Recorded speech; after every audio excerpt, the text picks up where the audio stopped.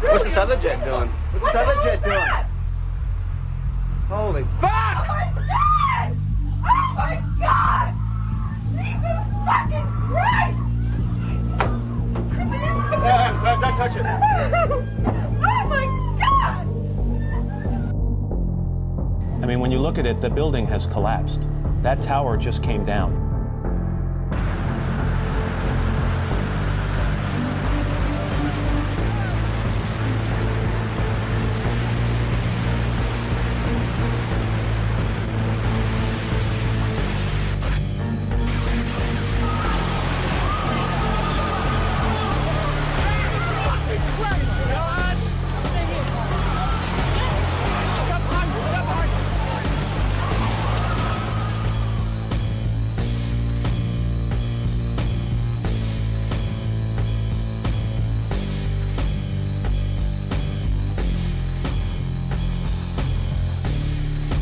This was clearly, the way the structure is collapsing, this was the result of something that was planned. This is not, it's not accidental that the first tower just happened to collapse and then the second tower just happened to collapse in exactly the same way. How they accomplished this, we don't know. We made it outside, we made it about a block. We made it at least 2 blocks, and we started running. Floor by floor instead of popping out. It was if they had detonated. Yeah, detonated. They were planned to take down a building. Boom, boom, boom, boom, boom, boom. All the way down. I was watching it and running. Just ran up West Street. And then you just sort of, this cloud of shit chasing you down. Just ran up West Street. I could not run it. I jumped behind a battalion car, I hit under the car, it was swinging the car. Let us never tolerate outrageous conspiracy theories concerning the attacks of September the 11th. Malicious lies that attempt to shift the blame away from the terrorists themselves, away from the guilty.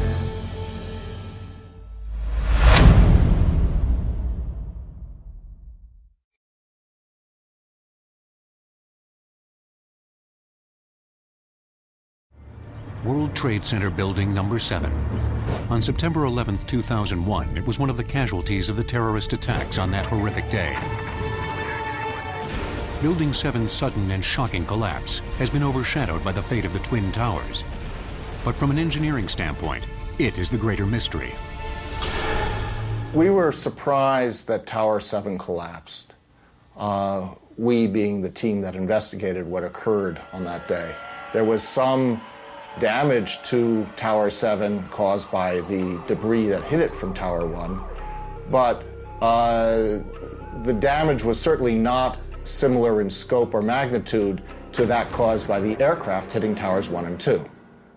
The only positive aspect of this building's demise is that it fell 7 hours after the 2 main towers. Everyone had been evacuated, and even though the 47-story building collapsed in on itself in under 10 seconds, no one was killed. World Trade Center 7 was completed in 1987. It had approximately 1.8 million square feet, 47 stories, and was roughly 600 feet tall. Each of the floors was approximately 40,000 square feet, which is roughly the size of a football field and equal to the size of the floor plate on each of the towers. The building was a good building. It was soundly designed. It would still be standing if not for 9/11. And it was state-of-the-art at the time, absolutely. I lost my husband. My son. My uncle. My nephew. September 11th, 2001. Most people don't know a third tower fell that day. The government says fire brought it down. The collapse of World Trade Center 7 was primarily due to fires. I, along with 1,400 other architects and engineers, have found the government's conclusion to be physically impossible. Impossible. We need the truth about what happened that day. Go to rememberbuilding7.org. Why it fell, why it matters, and what you can do. Do you believe that the government had anything to do with the attack of 9/11? Do you believe in a conspiracy in terms of the attack of 9/11? No, but I do believe that it is the first time in history that fire has ever melted steel. I do believe that it defies physics for the World Trade Center Tower 7, Building 7, which collapsed in on itself. It is impossible for a building to fall the way it fell without explosives being involved. World Trade Center 7. World Trader 1 and 2 got hit by planes. 7, miraculously, the first time in history, steel was melted by fire. It is physically impossible. And who do you think is responsible for that? I have no idea. But to say that we don't know that it imploded and it was an implosion and a demolition is beyond ignorant. Look at the films, get a physics expert here from Yale, from Harvard, pick the school. It defies reason. Let's get one. Let's get one, because that I would do it. Is the unthinkable. It is the unthinkable. But imagine if somebody could convince you of that, could prove it to you, Elizabeth. Just 7. Did you know that a third tower fell on 9/11? At approximately 5:20 p.m. on September 11, 2001, World Trade Center Building 7 collapsed in 6.5 seconds from normal office fires, according to the government's final report. World Trade Center 7 collapsed because of fires fueled by office furnishings. It did not collapse from explosives or from fuel oil fires. Later, the government finally admitted that Building 7 collapsed at the rate of free fall after trying to deny it. So what's wrong with a building in free fall? What is free fall? It's just like taking your car keys out and just dropping them. That's how fast the building came down, for over 100 feet. This is high school physics. A building cannot do free fall with 40,000 tons of structural steel in its structural system without it being blown up. The only way that a building can accelerate as it collapses is by having pre-engineered, precisely timed, and precisely placed explosives. In other words, controlled demolition. Saw the big hubbub going on around Building 7. Walked around it. I saw a hole. I didn't see a hole bad enough to knock a building down, though. So, yeah, there was definitely fire in the building, but I didn't hear any, maybe this is movie crap. I didn't hear any creaking, or I didn't hear any indication that it was going to come down. And all of a sudden, the radios exploded, and everybody started screaming, "Get away, get away, get away from it!" And I was like a deer in the headlights, and I look up, and I think I remember pretty clearly the two guys that I knew were on the transit radio. I don't know if those tapes are out there, but I can try and look for them and show you exactly what I'm talking about. But it was that moment, get away, and I looked up, and it was nothing I would ever imagine seeing in my life. The thing started peeling in on itself, and I mean, there was an umbrella of crap 7 feet over my head that I just stared at. And somebody grabbed my shoulder, and I started running, and the shit's hitting the ground behind me. And the whole time you're hearing thum, thum, thum, thum, thum. So I think I know an explosion when I hear it, I was real close to Building 7 when it fell down, and running away from that sucked. That's one of the things that I live with all the time, and I don't know, but that didn't sound like just a building falling down to me while I was running away from it. There's a lot of eyewitness testimony down there hearing explosions. I didn't see any reason for that building to fall down the way it did, and a lot of guys should be saying the same thing. The Red Cross rep was like, he goes over and he says, well, you got to stay behind this line because they're thinking about bringing the building down. They didn't say what building, they just said bringing a building down. All I can attest to is that by noon or 1 o'clock, they told us we had to move from that triage site up to Pace University, a little further away, because Building 7 was going to come down or being brought down. Did they actually use the word brought down, and who was it that was telling you this? The fire department, and they did use the word, we're going to have to bring it down. Keep your eye on that building, it'll be coming down. Building is about to blow up. Moving back. All right, guys. Sorry. We are looking back. There's a building about to blow up. So we're like, okay, we'll take their word for it. We'll stay behind the line. And he went over and he talked to one of the, through all the commotion, he goes over and he asked one of the Red Cross, or one of the firefighters, what was going on. I guess, I don't know if he got an answer or not. he came back over with his hand over the radio, and it sounded like a countdown. And at the last few seconds, he took his hand off, and you heard 3, 2, 1, and he was just saying, "Just run for your life, just run for your life." And then it was like another 2, 3 seconds, you heard explosions, like boom. It's like a distinct sound. It's not like when in compression, like boom, boom, boom, boom, boom, like floors that were dropping and collapsing.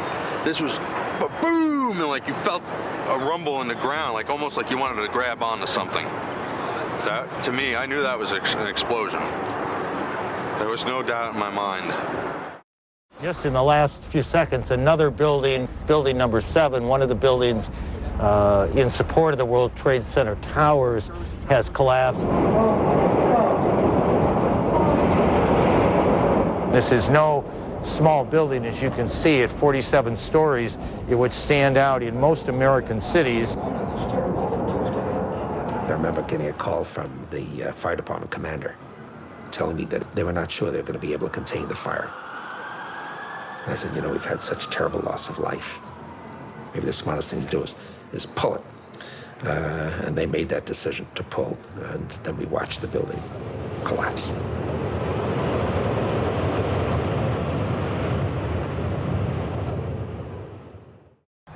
We were watching the building actually because it was on fire. The bottom floors of the building were on fire, and you know, we heard this sound that sounded like a clap of thunder. Turned around, we were shocked to see that the building was. Well, it looked like there was a shock wave ripping through the building, and the windows all busted out, and you know, it was horrifying. And then, you know, about a second later, the bottom floor caves out, and the building followed after that, and we saw the building crash down all the way to the ground. You know, we were in shock, and then the high-rise buildings simply do not collapse due to fire. There has never been until 9/11 an experience where a high-rise building that was steel frame completely collapsed. There have been fires burned longer in similar structures without any collapse. In this test, done by British Steel in 1995, a large amount of typical office furniture was burned to see what would happen to the heavy steel beams that supported the ceiling. It's not that it melts in a fire. In fact, the fires, normal fires, are not hot enough to melt steel. Even if you were, for example, to use an unusual fuel like kerosene, you cannot achieve temperatures hot enough to melt steel. But what happens is it starts to lose its strength. And as it loses its strength, it starts to sag. This was the largest test of its kind ever conducted. It showed how unprotected steel can be distorted, even by a normal office fire. But as is typical in steel buildings, the structural beams only slowly and progressively warped and sagged. There was no chance of a sudden collapse. In my previous career as a firefighter, normally you'd never be afraid to go into a Type 1 building because they're not combustible, and you would just charge at it and put the fire out. Never in my training were we ever taught that these type of buildings could just collapse in on themselves. There's definitely much more going on than just fire. The World Trade Center 7 building reminds me of the Meridian Bank building in some ways in Philadelphia. The Meridian Bank building is a 38-story skyscraper that burned for 18 hours in 1991, suffered extensive damage from the fire, but did not collapse. NIST tells us that this collapse mechanism, starting with thermal expansion, that worked its way upward and outward through the building, in a matter of seconds, there's not enough time for the building to collapse the way that NIST tells us it collapsed. NIST claims the fires were very large, very hot, and long-lasting, when in reality, observation, which has been researched by many people, shows these fires did not last very long. They were not in the locations where NIST claims they were at given times. I'm a fellow of the American Institute of Architects. For the 40-plus years that I've been practicing architecture, I have designed a variety of buildings from small houses to high-rise office buildings. Some of the high-rises that I've worked on are 1 shell and 2 shell here in Houston, I was project manager for a 22-story office building in Akron, Ohio. Later in the day, when World Trade Center 7 collapsed, they had already showed us pictures of a few fires in that building, and I mean, they weren't even raging. And how could that cause a building to collapse as if it were imploded? Couldn't happen.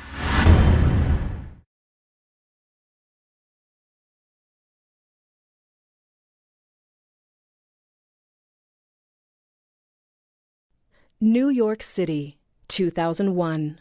No tall building had ever collapsed primarily due to fire. But that's exactly what investigators believe happened to the 47-story World Trade Center Building 7 on September 11th. According to a 3-year comprehensive building and fire safety investigation just completed by the National Institute of Standards and Technology, or NIST. World Trade Center 7 collapsed because of fires. We really have a new kind of progressive collapse that we have discovered here, which is a fire-induced progressive collapse. And in fact, we have shown for the first time that fire can induce a progressive collapse. NIST used detailed data describing the building and its contents to create the most complex computer simulation of a structure collapse ever made. Falling debris from Tower 1 started fires on 10 floors in Building 7.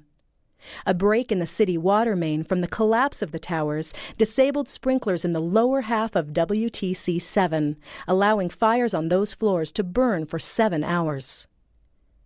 The NIST computer model was validated with evidence from videos, photos, witness accounts, and other data. It shows that heat from fires expanded long support beams, causing connections and floors to fail. So you look at the floors failing here, and eventually this column 79 is going to buckle, it fails, and then the entire vertical progression takes place. If the buildings had come down by fire, we would have seen a more natural progression of collapse. And clearly a more asymmetrical pattern should have been present. The symmetry is the smoking gun. It cannot happen that when you have asymmetric damage, you will get a perfectly symmetrical collapse. The exterior columns on the outside as well as on the inside, at the bottom would have to be severed almost at the same time. The buckled column caused additional collapsed floors and falling debris that removed support from adjacent interior columns. A chain reaction then caused other interior columns to fail in quick succession. The outside shell of the building fell. I worked for Controlled Demolition Incorporated, CDI, the top-rated explosives demolition firm in the world. As an explosives loader, my job was to place explosives in the buildings to prepare them for demolition. I was licensed while in New York by the New York Fire Department to handle explosives. And I worked on major projects such as Seattle Kingdom, the Three River Stadium, Philadelphia Naval Hospital, and Keyspan gas holders in New York. What I saw, it was a classic implosion. The center of the core, the penthouse area, starts to move first, and then the building follows along with it. That's another indicator that this NIST report is very suspect. When it's all finished, the outside walls are piled one on top of the other right in the middle of the building. Just like a house of cards if it were coming down. As a structural engineer, I don't believe that the failure of one column would normally bring down an entire building in the way we saw World Trade Center 7 come down. According to NIST, the failure occurred at column 79 on level 12. This means basically they're talking about a single columnar collapse or failure that resulted in a total collapse of the building. That just does not make any sense.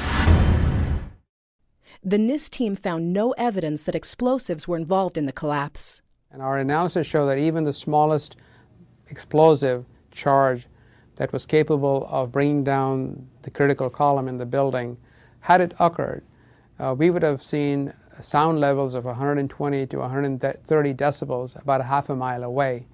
That would have been an incredibly loud sound, and that sound was not picked up by any of the videos or witnesses that we have talked to. In its final report on the destruction of World Trade Center Building 7, NIST, the National Institute of Standards and Technology, went out of its way to avoid investigating the use of explosives.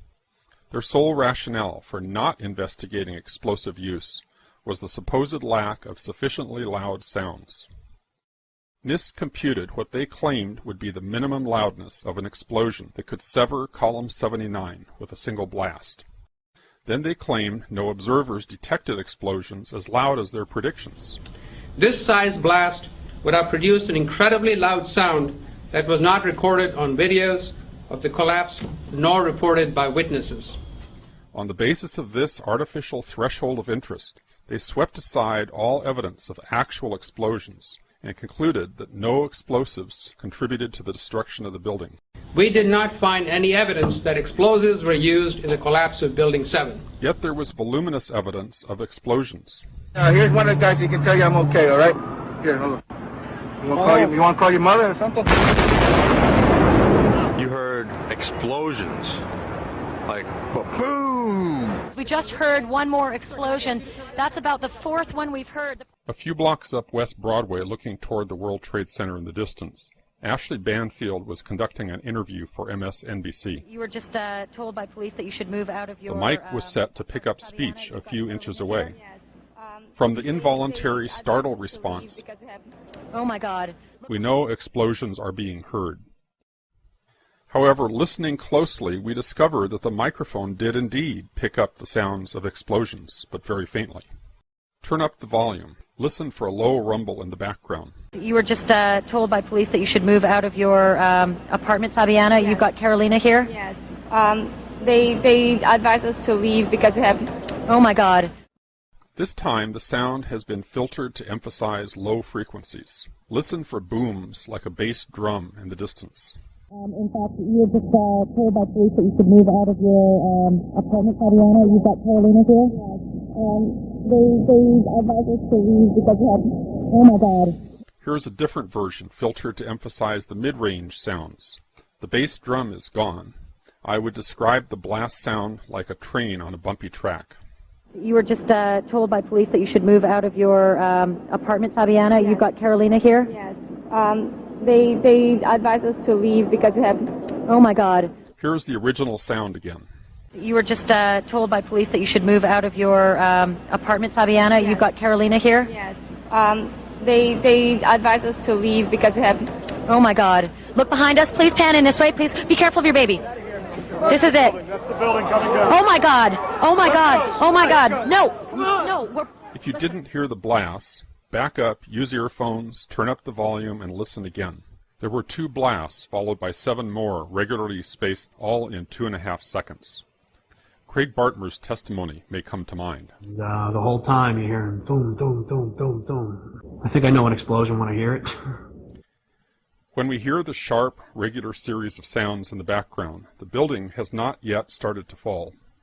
When we hear the reporters say, "This is it," this is it, the building has not yet started to fall. The fall of the building corresponds to the crescendo in the crowd response. Here is another street scene with the building in full view. The crowd responds almost immediately as the building starts to fall. This occurs just after the reporter says, "This is it." This is it. Oh my God. Oh my God. Therefore, the blasts we heard occurred seconds before the building started to fall. When Ashley Banfield says, "This is it," it is because she has been previously told to expect Building 7 to come down. The brown building, the tall one, is number 7 World Trade Center. I've heard several reports from several different officers now that that is the building that is going to go down next.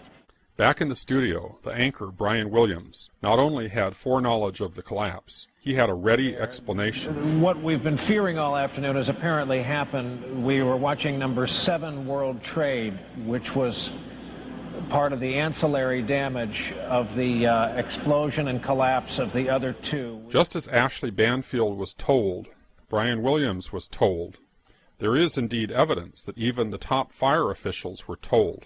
We are on the phone with New York Fire Department Lieutenant David Restuccio. Lieutenant, where are you right now? I'm at the corner of Northmore Street and Greenwich Street. Can you confirm it was number 7 that just went in? Yes, sir. And you guys knew this was coming all day?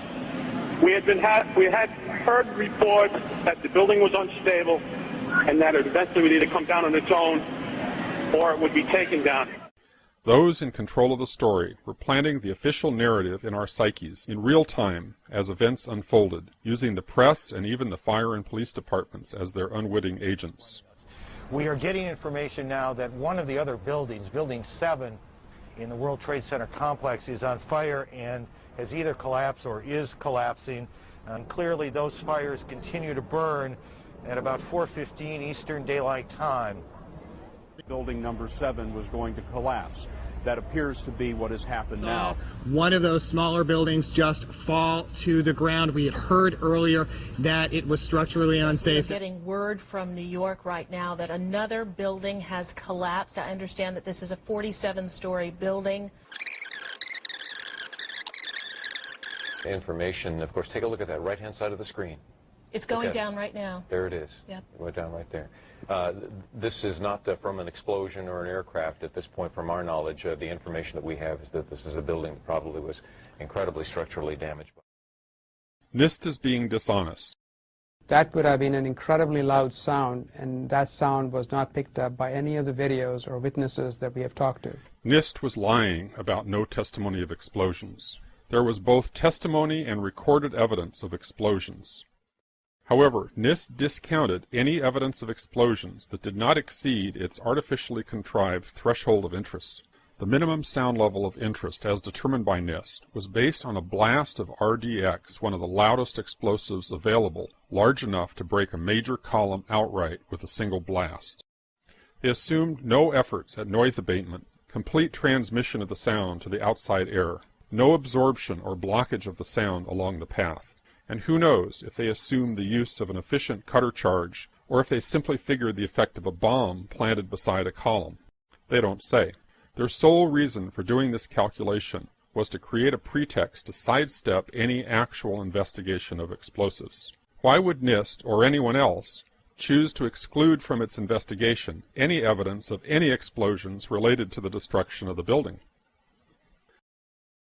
At the same time, it should be noted that NIST's report on Building 7 was never published by a peer-reviewed publication. This means their analysis of the collapse cannot be validated from a scientific point of view. Even though this was an unprecedented event in history, we are being asked by NIST to take their word for the soundness of their conclusions. It's based on sound science, and it is consistent with all the observations we have. But it has never happened before, right? But the physics is consistent, it's sound, it's been analyzed, and we have the results. And we are very comfortable with our findings. They might have been comfortable, but the scientific community of architects and engineers was not. Science is never secret when it's done right. Science isn't science unless it's published, unless it's openly published and made available for criticism. Architects and Engineers has asked NIST to at least verify the computer model on which they've based their theory of the collapse. But also in this case, NIST has refused to make their data public. Structural engineers rail against NIST because they refuse to show the visualization. It's a black box. You cannot download any of this data. This means that also for the accuracy of their computer model, we have to take NIST's word for it. Here is our structural model showing the building collapsing, which matches quite well with the video of the event. This is the video of the event.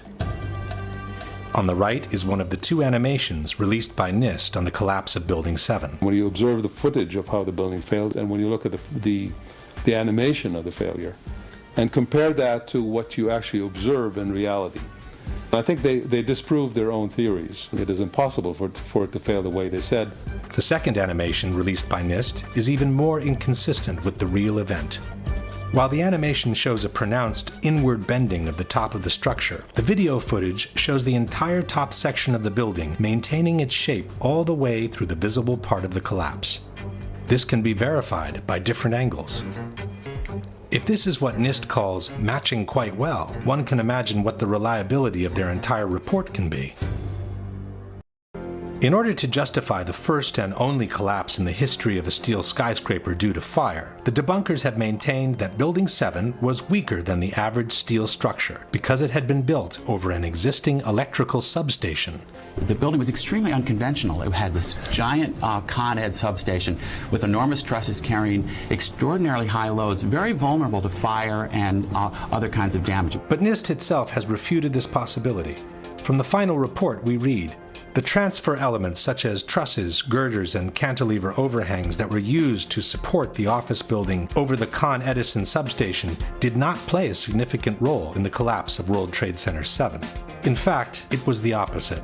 After it was completed, Larry Silverstein had the building reinforced beyond its requirements in order to accommodate the needs of its main tenant, Salomon Brothers.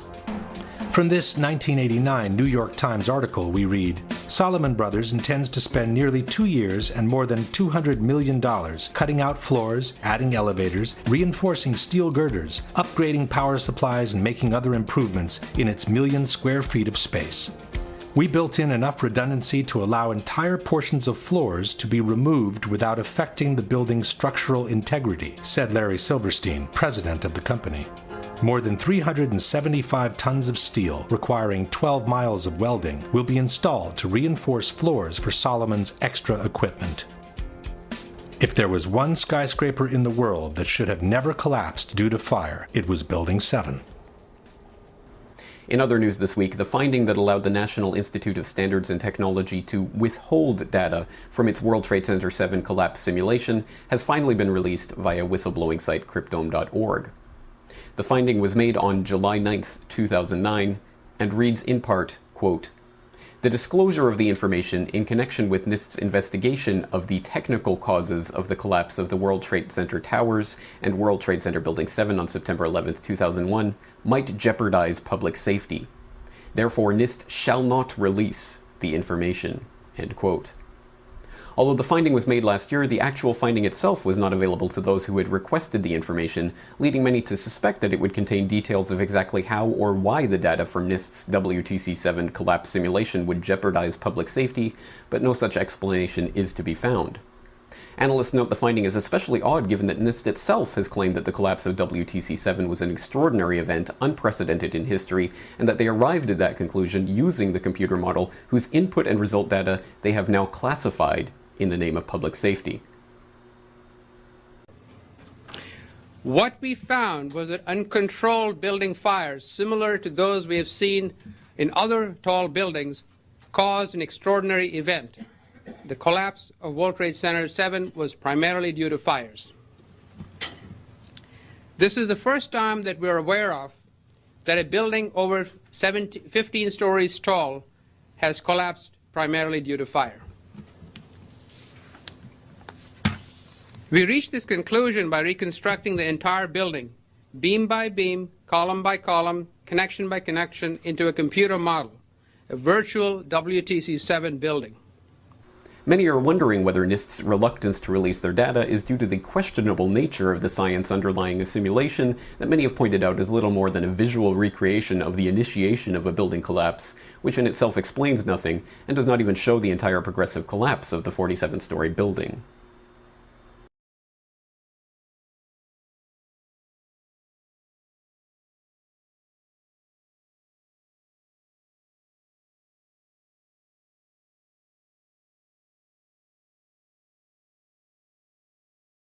Zie je vanaf boven gaan? Nee, je gaat vanaf onder. Die gaat vanaf onder, ja. Toch? Ja. Ze hebben gewoon kolommen weggeblazen.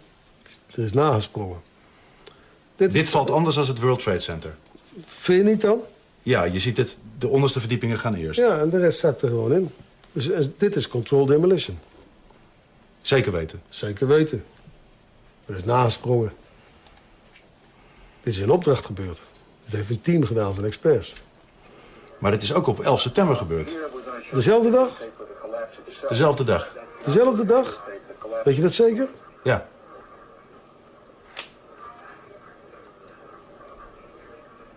Was het zeker weten de 11e?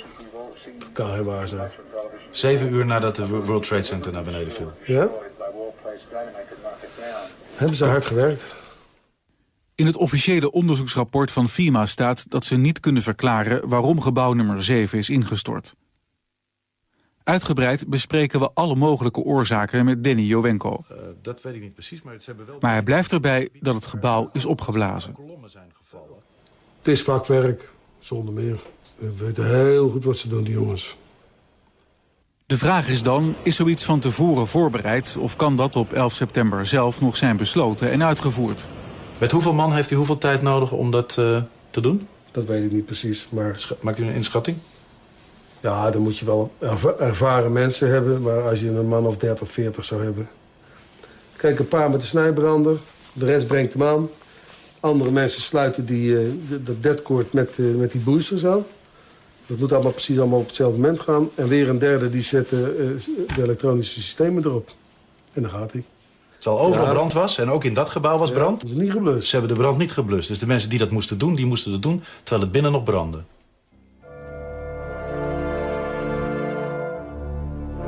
Ja, dat is vreemd. Dat is vreemd. Dat vind ik ook heel vreemd. Daar heb ik geen verklaring voor. Hi, my name is Barry Jennings. I'm 52 years old. I've worked for 33 years at one location. When the Office of Emergency Management did an activation, they always included our locale. And what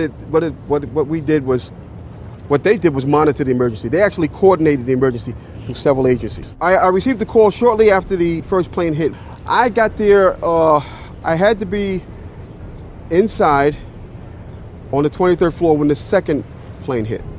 Upon arriving into the OEM EOC, we noticed that everybody was gone. I saw coffee that was on the desk. Still, the smoke was still coming off the coffee. I saw half-eaten sandwiches. And only me, Mr. Hess, was up there. After I called several individuals, one individual told me that to leave and leave right away. Mr. Hess came running back in and said, we're the only ones up here, we got to get out of here. He found the stairwell. So we subsequently went to the stairwell and we're going down the stairs. When we reached the 6th floor, the landing that we were standing on gave way. There was an explosion and the landing gave way. And I was left there hanging. I had to climb back up and now I had to walk back up to the 8th floor. When I made it to the 6th floor and there was an explosion, the explosion was beneath me. Keep in mind now, it's pitch black in there. All the lights went out. So when the explosion happened, it blew us back. I'm thinking I'm standing on the landing. I'm actually holding on to a pole above us. And I had to climb back up because Hess is yelling, what do we do now? I said, there's only one thing we can do and it's go back up. Both buildings were still standing. Both buildings were still standing. Both buildings were still standing. Keep in mind, I told you the fire department came and ran. They came twice. Why? Because building tower 1 fell, then tower 2 fell. And then when they came back with all concern now, like to get me the hell out of there. I was trapped in there for several hours. I was trapped in there when both buildings came down. All this time, I'm hearing all types of explosions. All this time, I'm hearing explosions. When they finally got to us, and they took us down to what they called the lobby, because I asked them, I said, when we got down there, I said, where are we? He said, this was the lobby. And I said, you gotta be kidding me. It was total ruins. Total ruins. Now keep in mind, when I came in there, the lobby had nice escalators. It was a huge lobby. And for me to see what I saw, it was unbelievable. And the firefighter that took us down kept saying, do not look down. And I kept saying why? He said, do not look down. And we were stepping over people. And you know you can feel when you're stepping over people. This big giant police officer came to me. And he says, you have to run. I said, I can't run, my knees are swollen. He said, you're gonna have to get on your knees and crawl in. He said, because we have reports of more explosions. And that's when I started crawling. And I saw this guy fall behind me and his comrades came to his aid. They dragged him to safety. I'm just confused about one thing and one thing only. Why World Trade Center 7 went down in the first place. I'm very confused about that. I know what I heard. I heard explosions. The explanation I got was it was the fuel oil tank. I'm an old boiler guy. If it was a fuel oil tank, it would have been one side of the building. Yes, you can use this footage. Normally, when you have a structural failure, you carefully go through the debris field, looking at each item, photographing every beam as it collapsed and every column where it is in the ground, and you pick them up very carefully and you look at each element. We were unable to do that in the case of Tower 7.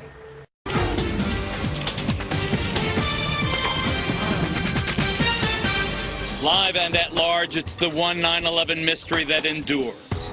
World Trade Center building number 7. You hear that? Keep your eye on that building. It'll be coming down soon. I do believe that it defies physics for the World Trade Center Tower 7, Building 7, which collapsed in on itself. It is impossible for a building to fall the way it fell without explosives being involved. And if explosives were involved, that would mean that the most obnoxious protesters in recent years are right. If you hear the shouting, it's a group of demonstrators who've come. 9/11 was an inside job. Oh, get a life. Get a life. 9/11 was an inside job. Welcome to the show, everybody. I'm Geraldo Rivera, and that noisy demonstration was more than 2 years ago. But the folks behind that TV ad you saw earlier are not so easy to dismiss as those demonstrators were. And what caught my eye is their claim that more than 1,300 architects and engineers examined the evidence about Building 7's collapse and disagree with the official report issued by the National Institute of Standards and Technology. But up front tonight, Building 7 was no ordinary building. Among other key tenants, including several intelligence and law enforcement agencies, it also housed New York City's Emergency Operations Center, known as Mayor Giuliani's bunker. Here to tell us what they know about its collapse and why they question the official conclusions are Bob McIlvaine, whose son died in the World Trade Center, and Tony Zambati, a mechanical engineer. Nice to see you guys. Welcome. Thank you. Welcome. Nice to meet you, Geraldo. Our condolences, obviously, for your loss. But, Tony, let me start with you. You're an engineer. Are you suggesting that the official account that Building 7 collapsed because of the fire melting the steel or in some other ways, destroying the integrity, the structural integrity of the building, that's false? You think that that's false? Yes, I do. And for a couple of reasons. One is that Building 7 came down. It went into a sudden collapse across the full width and length of the building for 2.25 seconds, which amounted to 105 feet or 8 stories, 8 13-foot tall stories. It was in full free-fall acceleration. That is impossible because in a natural collapse, columns would have to buckle. When columns buckle, there is a minimum resistance. It's asymptotic, if you know what that means. That means it never goes to zero. So it's impossible. You can't reach. So here's what, I guess in layman's terms, to just get my hands here, Peter. So what he's saying is that the top floor collapses, hits the next floor, hits the next floor, hits the next floor. So it's bang, bang, bang, bang. The weight of the upper floors. It would slow down. What I'm trying to say is it was in full free fall acceleration. All of its potential energy was being converted to motion. Instead of what I just described, the thing just collapsed like a pancake. It just came down. And so what are you suggesting brought it down, Tony? I'm suggesting there was some form of demolition devices in that building for 8 stories or more. You think that the explosives brought down Building 7? Some form of demolition device. I'm not pretending to know what it is. I am saying that it was in free fall acceleration. All right, let me ask you this. Admitted to that. Okay, let me ask you this before I get to Dad, before I get to Bob here. We've all seen old, obsolete buildings in public housing in other places outlive their usefulness, being demolished by the professionals who can actually collapse a building right in its own footprint. That's what it looks like happened to Building 7. Do you believe that's what happened? Yes, I do believe that's what happened. And why do you think they're lying about it? I don't really know all the details of why they're lying about it. I can't read their minds. All I can say is, scientifically, it's impossible for fire to have done what we see. And Bob, these 1,300 engineers and architects who agree with you and some of the other relatives' families. I know you found your son just a couple of days after the disaster. He was outside. I don't want to get into the details of how you believe he died, but these architects and engineers, do they support your contention? Do you believe that it was an inside job, that 9/11 was an inside job? All right, Geraldo, I believe it was an inside job, okay? I'm here You to believe our government? All right, wait, look, please. But the thing is, we don't have enough time to get into the reasons of that.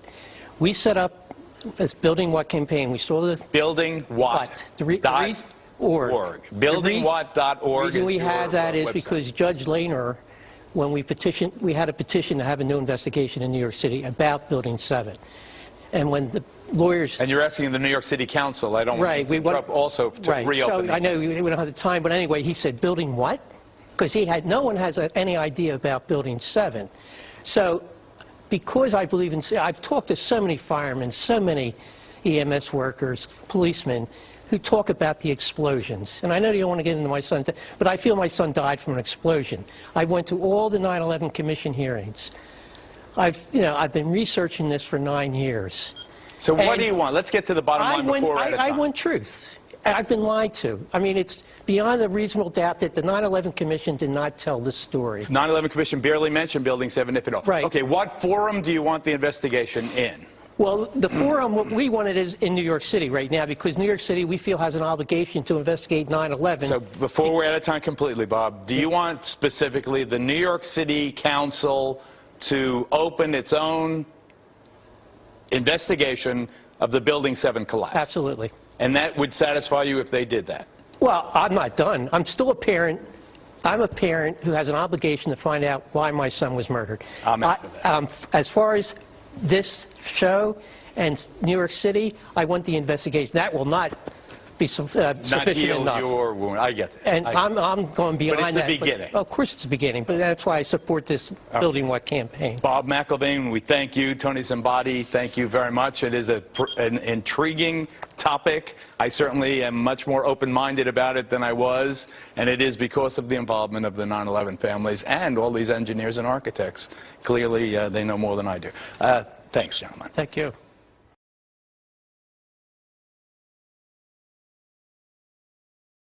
I became a firefighter in 1990, March of 90. My whole family was firefighters. Goes back. Beautiful day. I'm looking up. All of a sudden, we hear. What the hell is in seconds? You see the wing of the plane come in, crash through the building, and explode bodies out of the building, all on Liberty Street. I run in screaming, a plane just hit the Trade Center. A plane just hit the Trade Center. I get on the phone to the dispatcher saying a plane, 1060 the box, plane just hit the Trade Center. Get all emergency vehicles down here immediately. It's on. So as we are now saddling up, trying to get out of quarters, and hundreds and hundreds of people are trying to run in, while bodies are now just exploding on the ground. Like, what is going on here? The street was on fire. We were so dumbfounded because by the time we got around to the corner, to the west side, there was 30 floors of fire. We were like, holy cow, something's up here. And we got into the lobby, went to the command post right next to Father Judge, Chief Gansey, Chief of Department at the time, God rest his soul, and Father Judge. We got there, we got our orders from the command post to team up with Engine 5 and start our way up, right? So we're standing there in the lobby, we're getting all together. All of a sudden, we hear. I look down to my right, and the elevators exploded, something out of like a Bruce Willis Die Hard movie. People just come running out of the elevators, on fire, fireball. I mean, it was like, what is going on here? Something's up here. I mean, the plane's up there, now there's fire down here. People run around all on fire. This is crazy. So we said, look, we had our orders. That's our job. We're going to do what we got to do. So we were going up the stairs. As we were going up, there was fire here, there was fire. People burnt up on different levels, and we were trying to get a read on what floor are you coming from? What floor are you coming from? Is there fire on your floor? Is there fire on your floor? We were asking, and they were like, there's some fire on our floor. There's people trapped on all the floors, and we're like trying to get a read. These people were pretty calm. People burnt coming down, just saying thank you, fireman. We were going up. We were heading up to the 24th floor of the stairwell, and all of a sudden we heard, Mayday, Mayday, second plane, second plane. Swift, we're looking at each other like, come on, second plane, there's no way there's a second plane. Within seconds, our building got rocked. We got bounced around in the stairwell like pinballs, man. And we just said, you know what? Time to go. We got out as much people as we could. Most of the people were out. We were the last guys going up the stairs. We got down. We started taking off. About 12 of us. We got down to the 3rd floor, and that's where the stairwell collapsed on us. And we had to dig our way out. Now the building's coming down. We can't see nothing. Once again, saying our prayers. The show is over here now. This is it. And with that, all of a sudden, we're looking for another stairwell. Me and the lieutenant open the door. We find a body in this closet. We were like, what the heck is that? Where did this come from? Holy shit, what's going on here? Something's crazy going on. We got our way out of the 3rd story, and that's where the maintenance fella with a little flashlight saved our lives. He was pointed over, and if it wasn't for him, we never would have found another stairwell. The building would have collapsed. So Willie Rodriguez? Willie Rodriguez. Thank you, Willie. He saved our lives. He saved about 12 guys' lives that day. At least. We got down to the lobby, and everything was blown out, exploded. Everything was... And we were the only ones in the lobby now. We're going, wait a second here. Where is everybody? Because the building was coming down the outside. They moved the command post to World Trade Center too. So now we're like, we didn't get no where is everybody? We were in the lobby. All it looks like everything was exploded. Everything was gone. We're like, what is going on here? We didn't know. We were like, this is crazy. All of a sudden, we said, listen, man, no time to cry for your mommy. We got to get out of here. So we took off like cockroaches. 12 of us. We all went our own ways. I ran across North End Avenue and outran the building, throwing my gear off, stripping down to my skivvies. I was standing on the ledge, watching the building come down. I was diving in the river to Jersey. That's how, I said, this is it, man. This is the end of the game here. I mean, I made it this far. I'm not going to let them get me now. No way. And what happened was, after that, we ran down North End Avenue, and there came the other tower. We were like, something's very wrong here. And as we ran, we ran down, we came around to Duane Street, where the filming of the French guys were that morning. And we had to go check in with the chief on Duane Street to count how many guys we thought might have died. And guys in my company who we were with.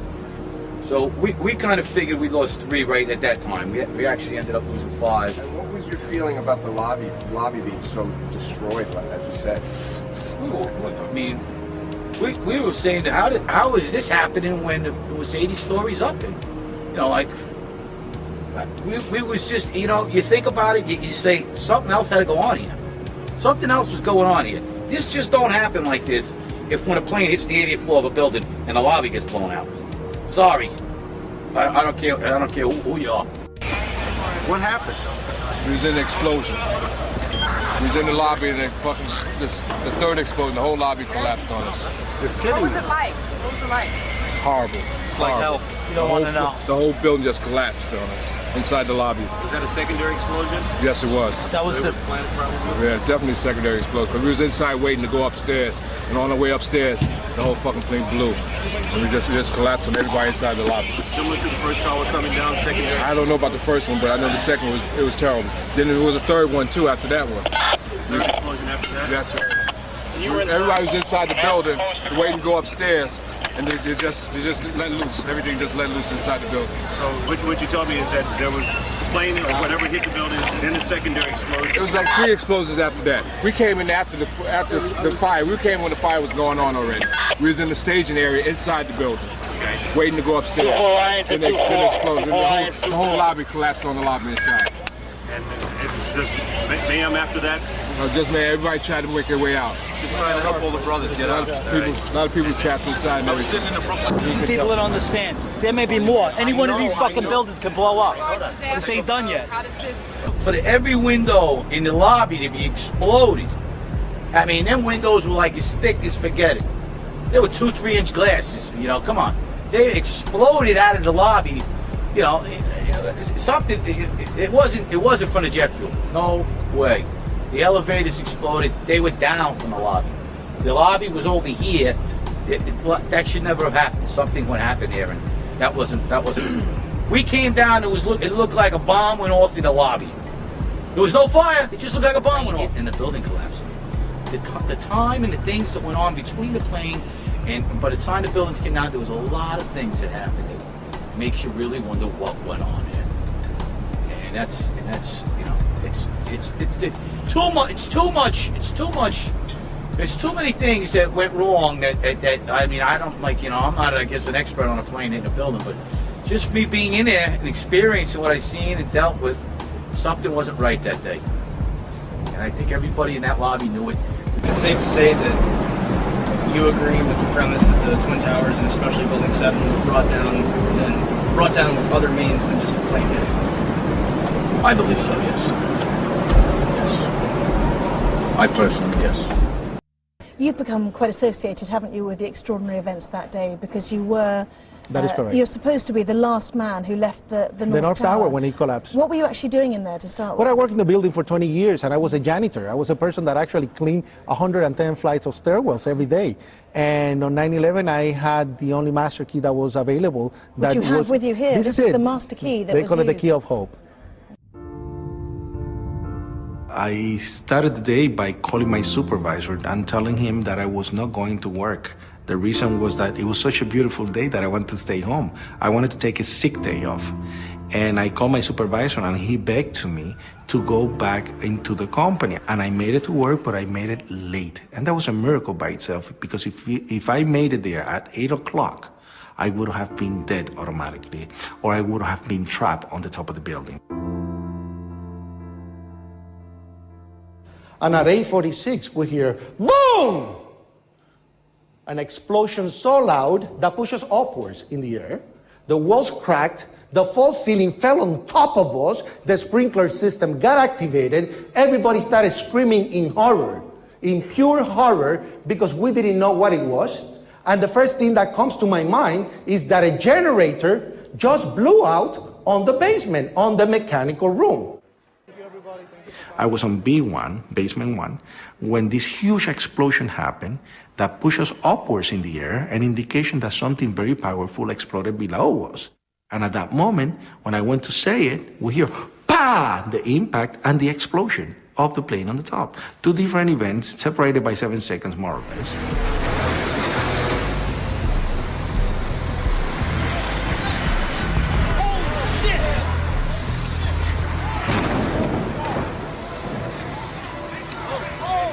Two separate explosions were recorded at a distance of about 9 seconds from each other during a business meeting that was taking place in a building nearby, One Liberty Plaza.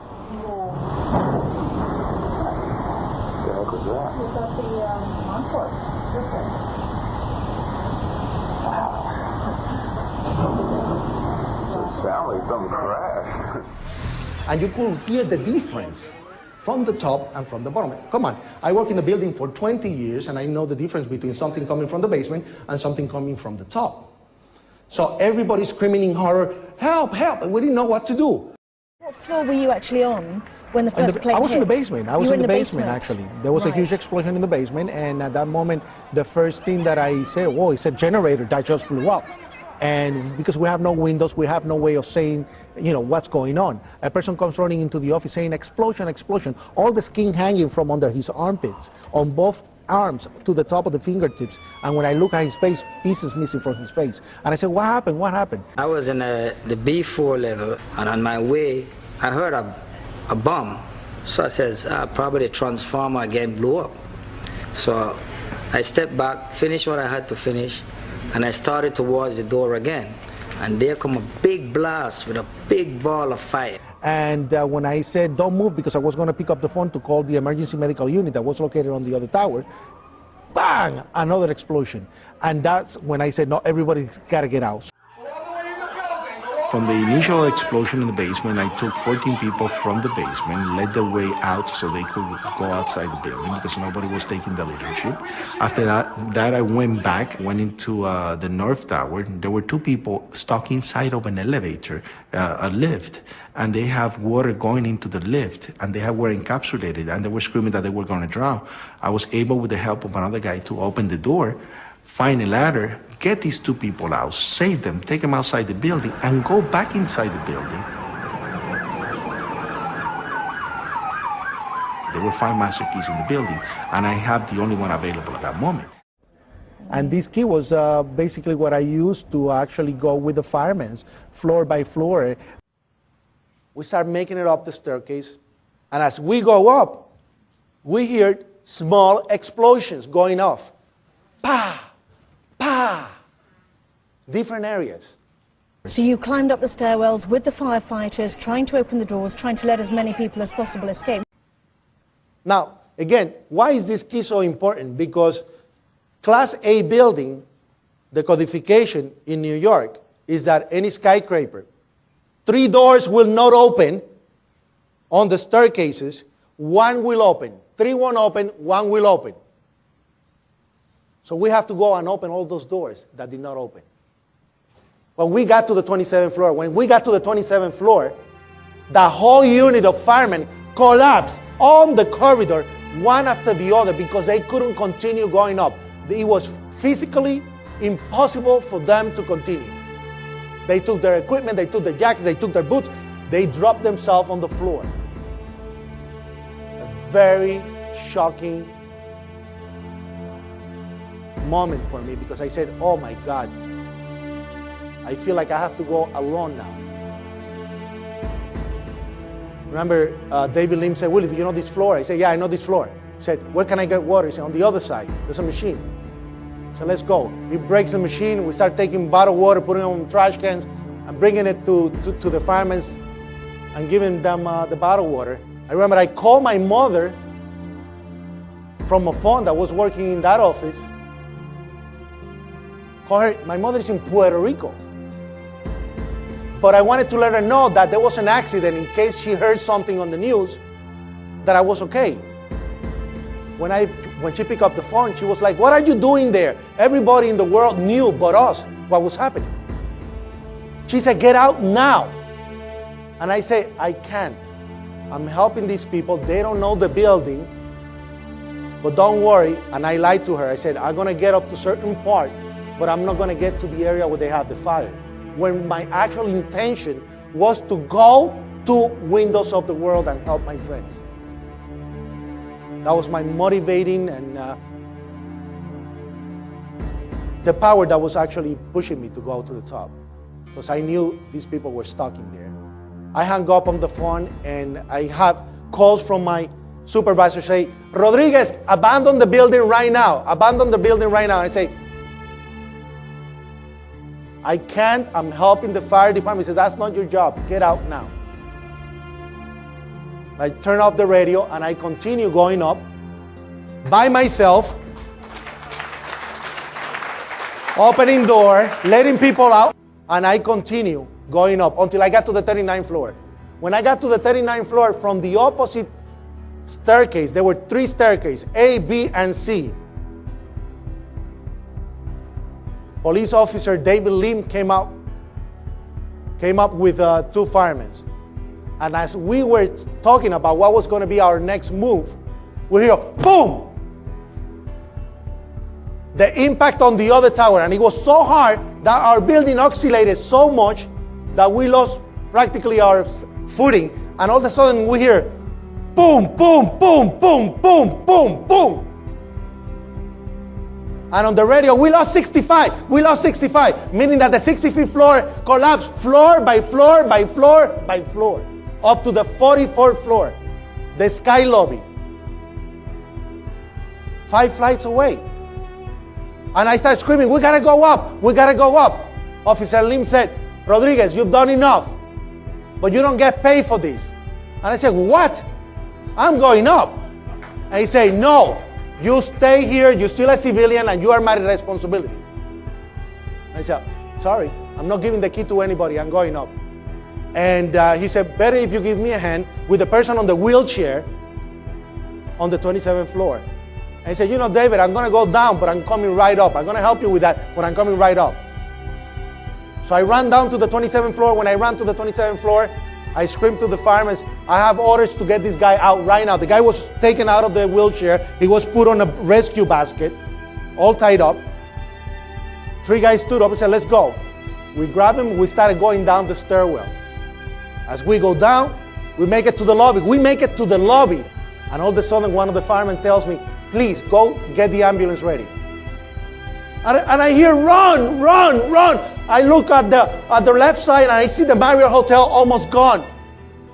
Bodies everywhere. And I said, God, please help me. And the only thing I see is a fire truck in front of the building. And I just slid right under the fire truck. And all of a sudden the building started to destroy itself on top. And you hear, boom, boom, boom. And the truck going down. And all I said at that moment was, please don't let my mother see my body in pieces. Let her recognize my body, please, please. The building basically engulfed me, and I was totally buried under the rubble, alive. And then this dust came.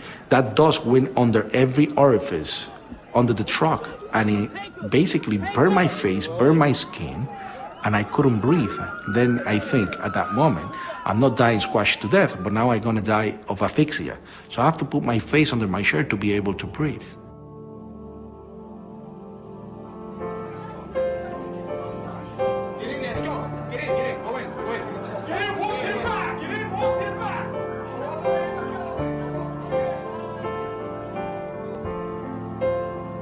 And hours after, I was pulled from the rubble, thinking at that moment that I lost my legs.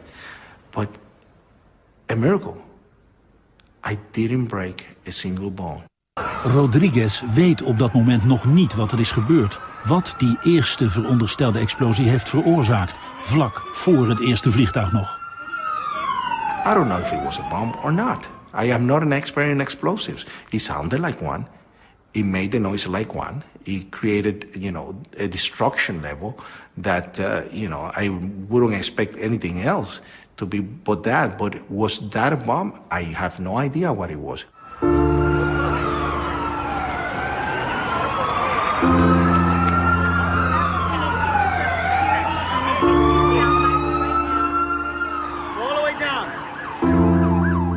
Compassion is more powerful than violence. It will make you act in ways that you never saw possible. And I was so desperate to get to my friends and to save them. And the sad thing is that I was recognized for saving hundreds of people, but the people that I really wanted to help, I never was able to save a single one of them. I lost 200 friends on 9/11. A lot of people call me a conspiracy theorist. And it's funny because I was there. I am an eyewitness. I experienced the event. I do not speculate because I experienced it in my own skin. I have the people that have come out and validated the story constantly. I have the people that have survived also the event and have tried to tell their part of the story, which actually coincide with mine. I lost 200 friends that do not have answers, and I will continue until we get the answers. I studied physics at MIT. I did electrical engineering for about 8 years. I've had quite a bit of practical engineering experience. When I first saw the collapses, I was absolutely convinced that they were not spontaneous. One of the first things that I did was to speak with one of my patients, who is a retired Army Corps of Engineers fellow who's done a lot of demolition and construction. Showed him some of the public source videos that are available of it, and he immediately pointed out that there were squibs, which represent little puffs of smoke essentially coming out of the buildings initially, which were clearly a sign of controlled demolition. He had no opinions beyond that, but he said without doubt that it was a controlled demolition. That sort of set me on the path of continuing to examine it and trying to gather as much evidence as I could. And the question I pose, what don't we know and why don't we know it, is sort of addressing the fact that at this point we still do not really have a meaningful explanation for what happened to the buildings. We have had several studies at this point, which I will go into, as to trying to determine a plausible scenario for the collapse. As of this point, none of them have presented us with anything that I think could be reasonably called a convincing and detailed account of why the collapse has occurred.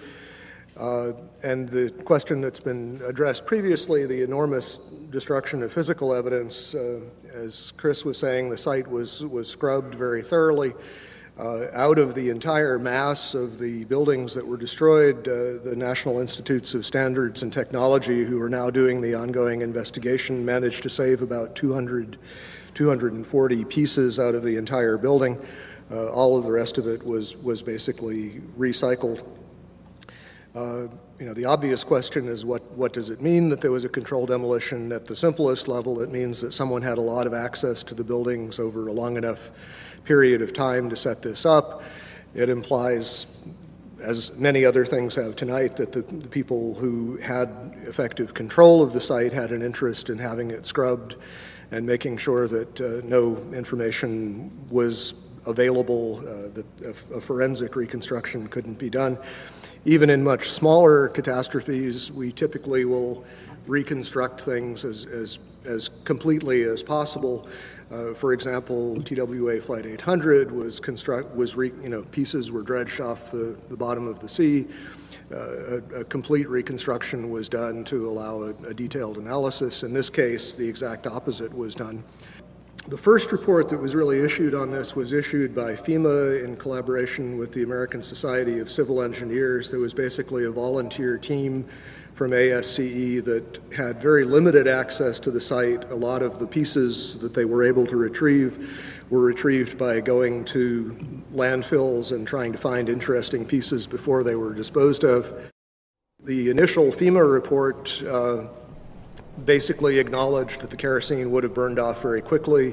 What wasn't destroyed in the initial fireball would have been consumed fairly rapidly and would have only really served as an ignition for the rest of the material. And the second point being that the fuel here really was strictly office contents. If you think of a modern office with copying machines, computers, and as has been previously mentioned, the smoke, particularly from Building 2, just before it collapsed, was very black looking. This is generally an indication of an inefficient fire in which there's not enough oxygen for the amount of fuel. These types of fires typically burn very cool. They are not hot flames like blowtorches. The cores themselves, basically, if you've seen diagrams of the building, there's a large central rectangle in each of the towers that contained 47 columns. And these columns basically were the primary structural support of the building. They were given the role of supporting the whole gravitational load of the building. Since they were so strong, it would have been reasonable to think that they would have withstood, at least to some extent, the collapse. But in fact, as we see after the buildings collapsed, there was basically only little stubs of these things standing up a floor or two above the ground level. The cores did not have much in them that would burn. The cores basically were dedicated to things like elevator shafts, utility shafts, stairways. So you have drywall material, you have a little bit of carpeting, you don't really have any inflammable material in the core itself. The core was specifically designed so it could not function as a chimney. They did not want, in the case of a fire, for the fire to be able to travel through the elevators or for air to come in through the elevators. So they were designed with what this architect Aaron Swirsky, I believe it was, referred to as a hermetically sealed system. There were fire shutters that were designed to close off the core in the event of an event like this. And those, as far as we know, functioned properly, which means that there was a very limited amount of oxygen available.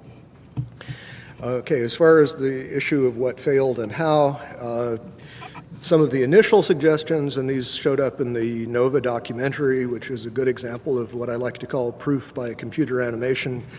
Thomas Egar, who was a material scientist but not a structural engineer, who became a spokesman for these documentaries, indicated that the floors had somehow failed, that the trusses supporting the floors had failed.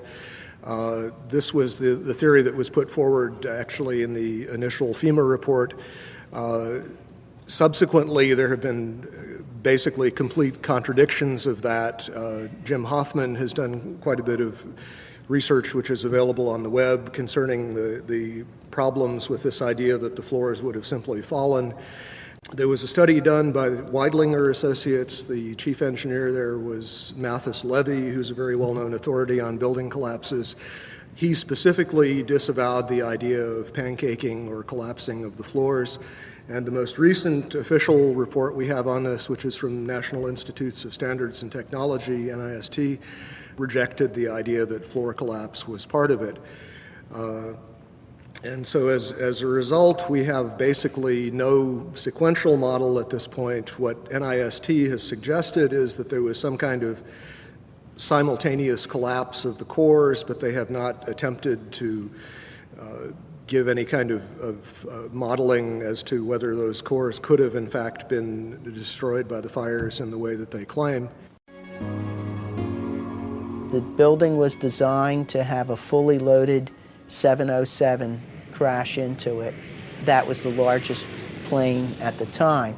I believe that the building probably could sustain multiple impacts of jetliners because this structure is like the mosquito netting on your screen door, this intense grid, and the jet plane is just a pencil puncturing that screen netting.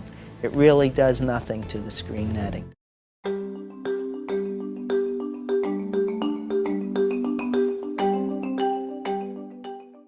I walked into the office and the first words that I heard was, "A plane's just run into the World Trade Center." And my initial thought was, well, that's okay. It's built to withstand a 707. It did not seem possible that these towers that were designed to withstand the impact of a 707 could possibly collapse in such a short order of time from the time that they were hit. They were designed to withstand hurricane force winds of up to 140 miles an hour. These buildings are built to handle several times the load above them. Those perimeter columns could handle 5 times the load above them, and the core columns could handle 3 times the load above them. I remember walking up to a window, and a young man turned to me with tears coming down his face, and he said, "Will they fall down?" And I said, "No."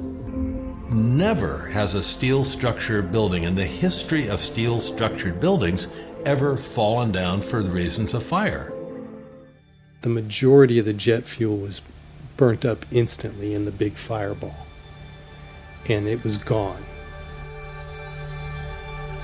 The fires that were left were office furnishings and carpet and things like that. A lot of things in these kind of buildings have to be fire resistant by nature. It's required by code. So there really isn't a whole lot of fuel in there to begin with.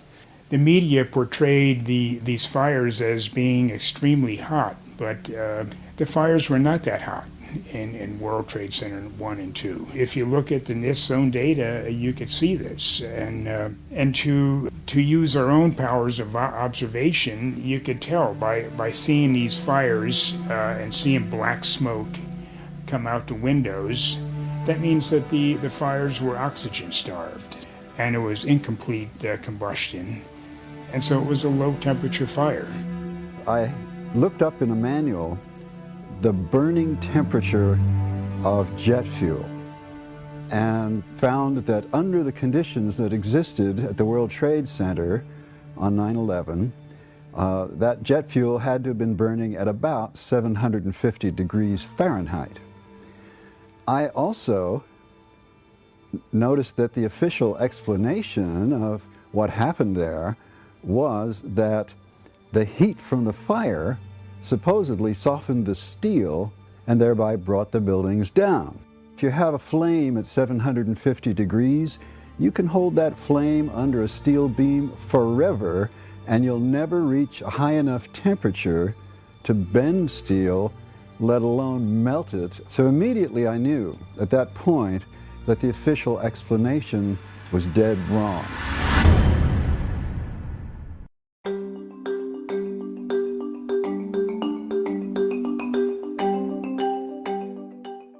First of all, let's go back to your basic premise that there was a pool of molten steel. I know of absolutely nobody, and no eyewitness who said so, nobody who's produced it. You'd get down below and you'd see molten steel running down the channel rails. Like you're in a foundry. Yeah, like lava. Like it was lava from a volcano. Actually melted beams where it was molten steel that was being dug out. Underground, it was still so hot that molten metal dripped down the sides of a wall. It's this fused element of steel, molten steel and concrete and all of these things all fused by the heat into one single element. And they pulled off a big block of concrete, and there was like a little river of steel flowing.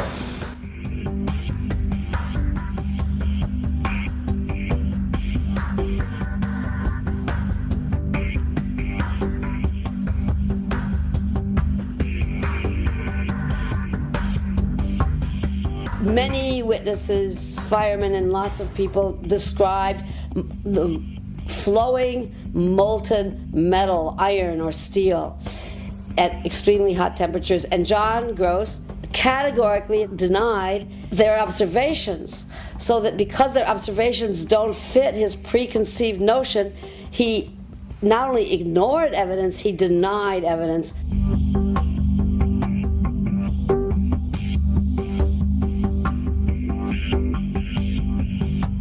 There were reports of molten steel having been seen in the rubble pile of all three buildings, and I knew that jet fuel, which is essentially kerosene, is not capable of melting steel nor iron.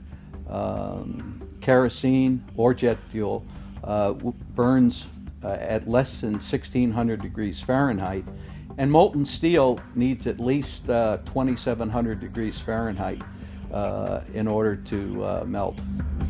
In an office fire, you cannot generate enough heat to melt steel.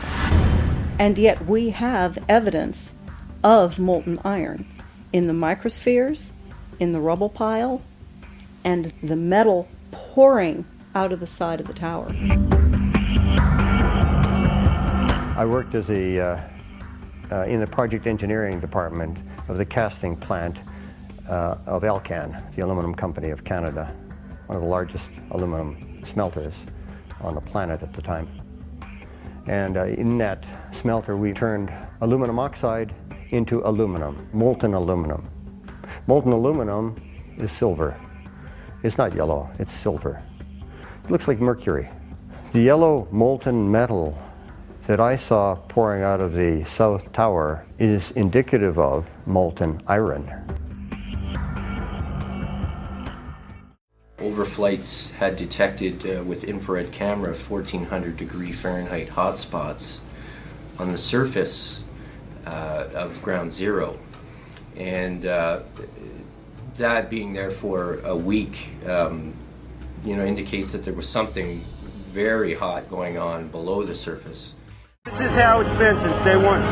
Oh, it's unbelievable. And this is 6 weeks later, almost 6 weeks later. And as we get closer to the center of this, it gets hotter and hotter. It's probably 1500 degrees. We've had some small windows into what we thought was the core at some point, and it looked like an oven. It was just roaring inside. And it's just a bright reddish orange color. See that stuff he's pulling out? What was that, Chief? We're gonna hold off on the water. See the stuff he's pulling out? Yeah. It's red hot. If we hit it too much steam, you won't be able to see what he's doing. Great. There were fires of 2,000 degrees Fahrenheit below the ground. You see how this debris is still smoking? That's from the fires that are still burning. 8 weeks later, we still got fires burning. Every now and then, one of the pieces of equipment will dig in, they'll open up a small area, the oxygen will rush in, and you'll get this plume of brown, black smoke coming up. That's because that fire just got more oxygen. So, I mean, these things are burning. At one point, I think they were about 2,800 degrees. One of the most significant things to my thinking that indicates that this could not have been the sort of collapse that we are told it was is the presence of the dust clouds. And as you've seen in the pictures, and I'm sure all of us have seen probably more than we would like, there were very, very large clouds of very thick dust that enveloped the area, that crossed the river, that made it almost all the way to New Jersey from the pictures that I've seen. This type of flow is something that we are familiar with in physics. It occurs in only two situations that we know of naturally. One is in volcanic eruptions where a large amount of material is suddenly exploded into the air and basically forms small particles. The other situation is something called turbidity currents. These occur along the edges of the continental shelves where mud or sediment will slump, become suspended in water. And the common thread is that you have large amounts of a dense material that is suspended very quickly in a fluid, thereby creating another denser fluid, which is in effect the dust cloud. And that fluid can achieve considerable velocities. The problem with creating this sort of slurry of fine particles is that there really is no mechanism that has been proposed. We have concrete floors with carpeting or flooring over them. We have furniture. We have floors basically that are coming together in a collapse, but the concrete is basically protected under these layers. Early in the collapse, in the very first moments, we see these thick clouds being ejected at very high speed. They're clearly dense because they flow downward and become part of this large overall pyroclastic flow. What we're basically being told is that the concrete sort of jumped up into midair, exploded itself, and then was ejected as the floors came together. Not a very plausible mechanism, but I have yet to hear of anything else proposed to explain it. From quite a few people on the scene, we've been told that the powder represented most of the concrete, that the amount of intact macroscopic chunks of concrete on the scene were negligible, that basically everything was reduced to powder. And incidentally, we also know that other things besides concrete were reduced to powder. We know that contents of computers, exotic metals from computer chips, these sorts of things were also identified in the dust and in very small particles, generally on the order of less than 100 microns in diameter. So we have a real issue of mechanism as far as what in the process of this collapse could cause so many things to be pulverized so finely. You have 2 110-story office buildings. You don't find a desk. You don't find a chair. You don't find a telephone, a computer. The biggest piece of a telephone I found was half of the keypad, and it was about this big. The building collapsed to dust.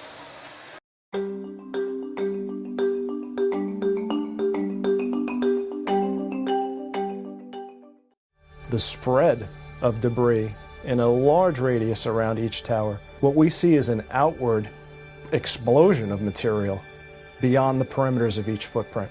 And this is not expected, and it's not congruent with the reports of our government. Large multi-ton beams were hurled hundreds of yards laterally. Gravity works vertically, not laterally.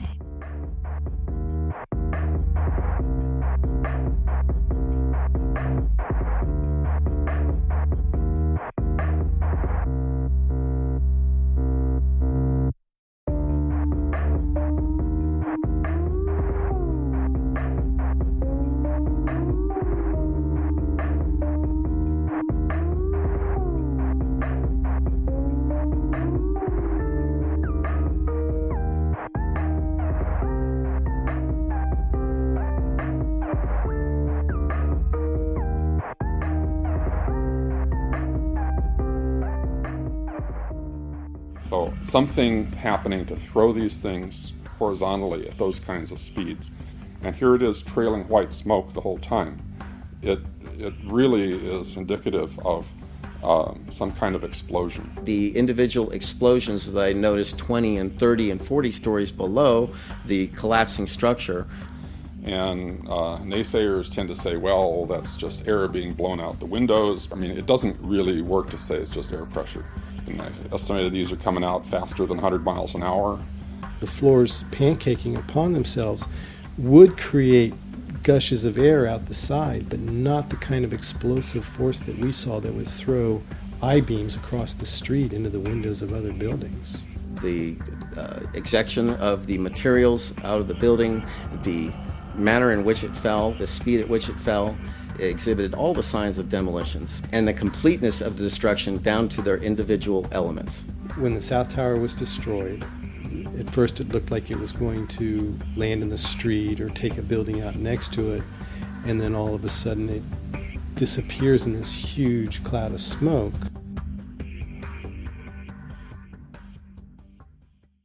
When you look at where the towers used to stand, there is surprisingly so little rubble.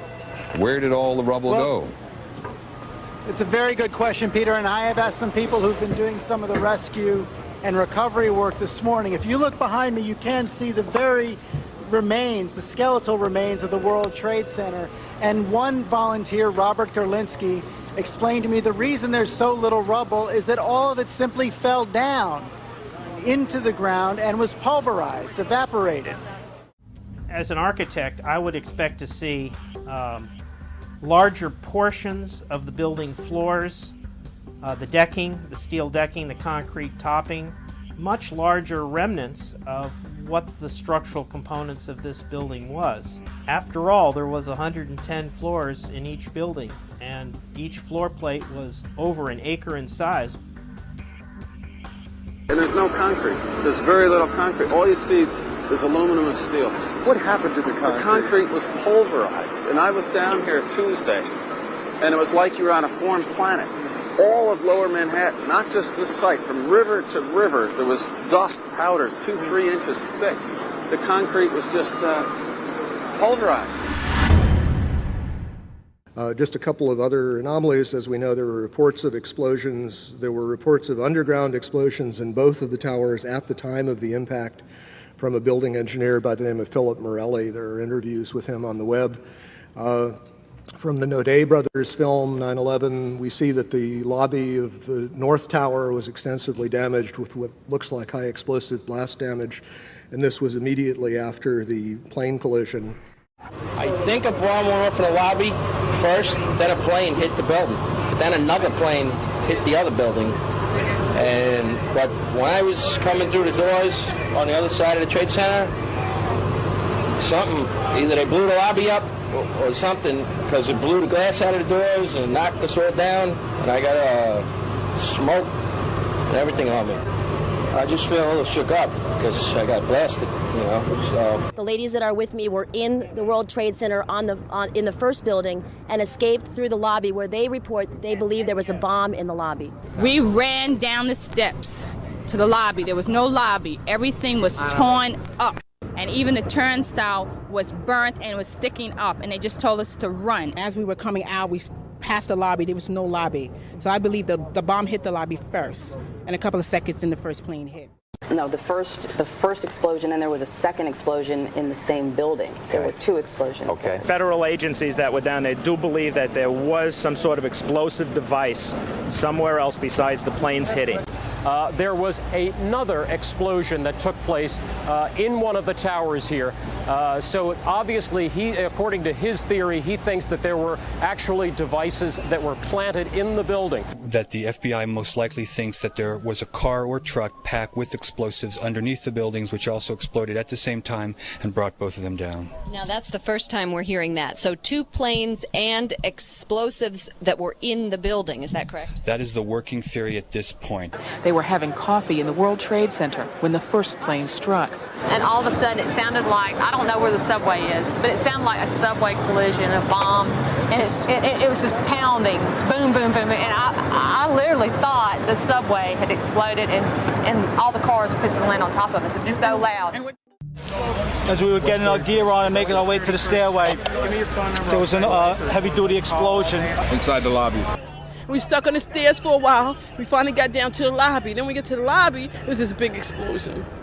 There were numerous secondary explosions taking place in that building. There were continuous explosions. There was a secondary explosion, probably a device either planted before or on the aircraft that did not explode until an hour later. People not quite understanding what was going on. Then somebody said that they saw an airliner go into one of those towers.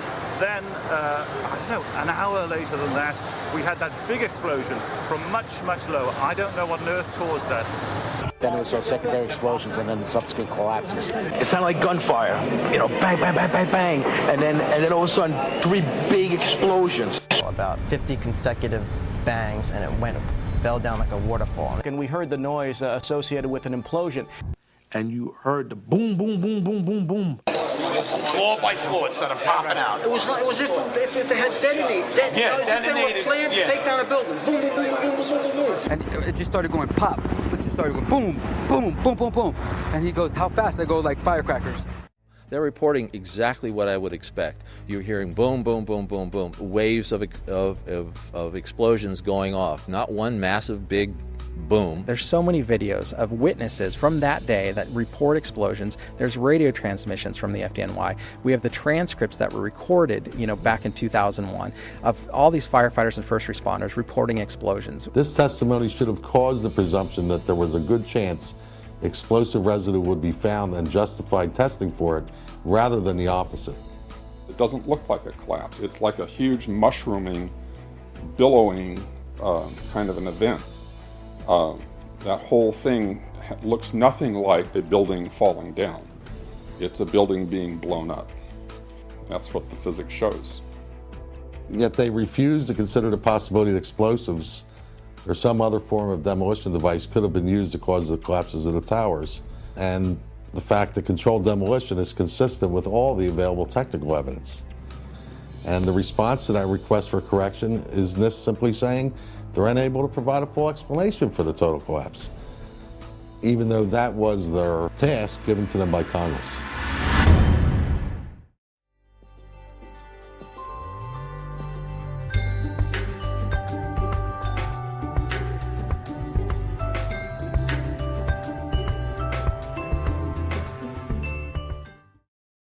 Even though a controlled demolition seems the only valid explanation for the collapses, the debunkers have brought different arguments against this possibility. The first argument is that it would have been impossible to place the explosives under everyone's eyes. You would take an army of workers. It would take months. So this idea that, some crew dressed in black could sneak in the middle of the night and wire a building like that to be demolished is just, it's absurd. Ipotizziamo che siano veramente state minate. Come si fa? Entrano di nascosto delle persone, portano dell'esplosivo. Scusi, sa, devo lasciare qui questa serie di zainetti. Non ci faccia caso, poi spariscono. There are, however, different facts to be considered. The first one is that in the months previous to 9/11, a major renovation of the elevator system in both towers was undertaken. From the March 2001 issue of Elevator World, we read, Ace Elevator undertook what was perhaps one of the largest, most sophisticated elevator modernization programs in the industry's history at New York City's prestigious World Trade Center. No one is suggesting that this company had anything to do with the possible planting of explosives. But such an extensive renovation process would have certainly provided the cover for a special team to access the internal structure of the buildings at any given time. As explained by Richard Heumann, Chief Electrical Engineer for the Twin Towers, the elevator shafts gave direct access to the core columns. I'm very familiar with the interior structure that surrounded the elevator shafts. And, of course, their access to the elevator shafts gave them total access to the surrounding core columns, the interior of the core columns. Secondly, the movement of heavy equipment on floors that were supposedly empty was noticed in the weeks leading up to 9/11. Scott Forbes worked for a financial institution on the 97th floor of the South Tower. It must have been at least 4 to 6 weeks before 9/11. It was like rebuilding work going on upstairs. The tenants, the people from Aon who had been were moved somewhere else. The offices were just vacant. And there was a lot of heavy machinery building work going on. It was almost like pneumatic drills and lots of hammering, so much so that the floors were shaking. That's how noticeable it was. It was almost as if something heavy was being moved and then it was being taken off wheels, and it was like boom. Our floor underneath literally shook. You could feel the weight above you. William Rodriguez, an employee at the Twin Towers for more than 20 years, recalls a similar experience. As I stood there on the 33rd floor, I heard very strange noises on the 34th floor. I heard very heavy equipment being moved around, and it sounded like dumpsters with metal wheels being moved around, and I got scared because I knew it was an empty floor. Nobody was supposed to be there. As a matter of fact, not even the elevators stopped there. You have to have a special access key to open the door on the 34th floor. Thirdly, after the 1993 attack, bomb-sniffing dogs had been adopted in the security system of the Twin Towers. But on Thursday, September the 6th, bomb-sniffing dogs were abruptly removed, according to a security guard, with no apparent reason. And lastly, there was an unprecedented power down in the South Tower on the very weekend before 9/11.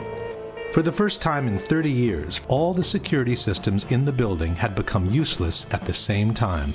People could come and go as they pleased, even in protected areas, without being seen nor recorded by surveillance cameras. The previous weekend, there had been a power down.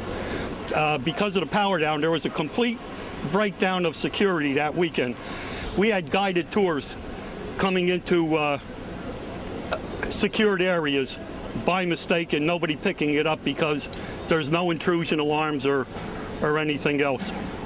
Scott Forbes was also present during the power down. There was a power down in the South Tower on the weekend of the 8th and 9th of September. And it wouldn't have just have affected camera security, it would have affected all the secure systems on doors for either key locks or security badges and so on. To undo them, they weren't working because they're all powered by electricity, so there was no power, there was no backup system, therefore they were all open. What again was the excuse that the Port Authority gave you, Scott, for this 36-hour period of the power being down in the South Tower? The explanation was that there was a recabling exercise to increase the bandwidth of networks that were available in the towers. The debunkers are right. It would have been very difficult to bring in the explosives without being noticed. But with the proper cover story, it could have been done under everyone's eyes, in full daylight, without anybody even questioning what was going on. And as far as the initial impacts, this recent NIST study made an interesting point about World Trade Centers 2. The film analysis showed that it oscillated for about 4 minutes after it was struck by the airplane, and the oscillation rate was identical to what would be expected for the intact tower.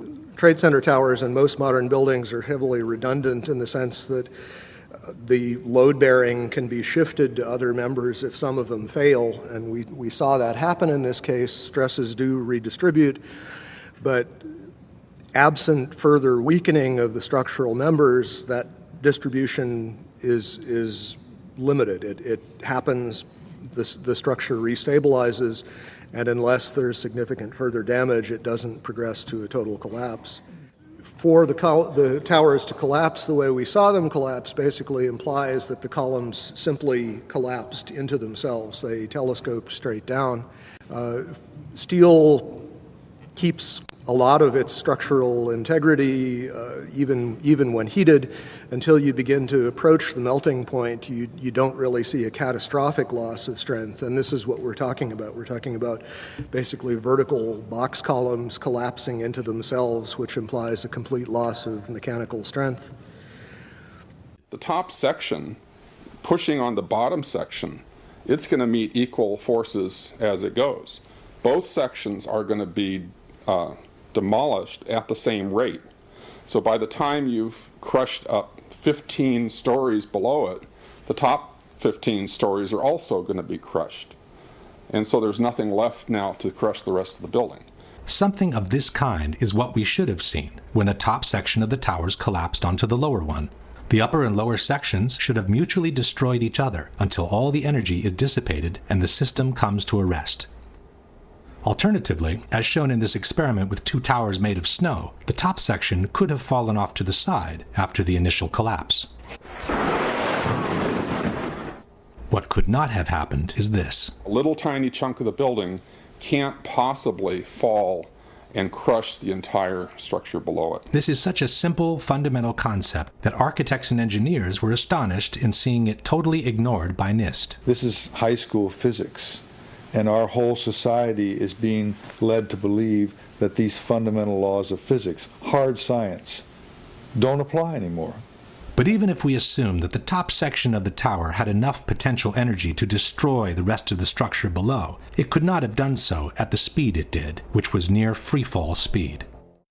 Assuming that the top section on the left contains enough potential energy to destroy the rest of the tower, and assuming we dropped both upper sections at the same time, which one would hit the ground first?